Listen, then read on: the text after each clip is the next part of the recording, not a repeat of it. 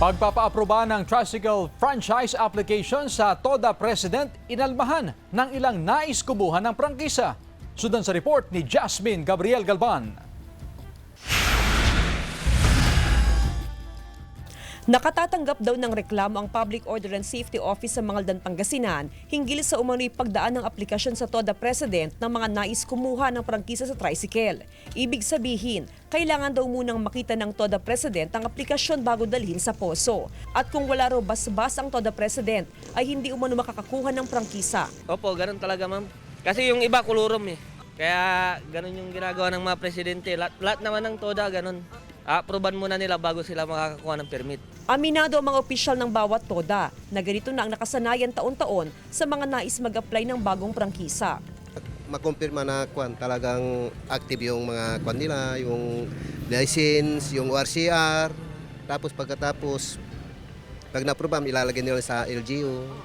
Doon na sila mag-apply ng mga nila, legalization.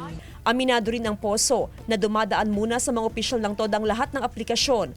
Pero nilinaw ng POSO na walang kapangyarihan ng sinumang opisyal ng TODA na mag-aproba ng aplikasyon. At hindi rin totoo na kailangan ng rekomendasyon ng TODA President upang mabigyan ng prangkisa ang isang aplikante. Pwede naman daw dumiretso ang isang aplikante sa POSO. Nagpapatulong lang daw ang POSO sa mga opisyal ng TODA pagdating sa verification at validation. Ibig sabihin, POSO ang LGU pa rin ang mag-aaproba sa franchise application ng isang aplikante. Verification lang para sa mga TODA dahil sila yung mga nakakakilala. Pero kahit wala sila, dito naman sa opisina namin, tinitingnan namin yung mga nagpaparehistro. Sa ngayon, nasa mahigit 1,500 ang lehitimong pumapasadang tricycle sa bayan. Walang limit sa pag-i-issue ng bagong prangkisa, basta't kompleto sa dokumento. Hakbang ito ng LGU para mabawasan ang bilang ng mga kolormo tricycle sa bayan. Kasama si Henry Duminsil, Jasmine Gabriel Galban, One North Central Luzon.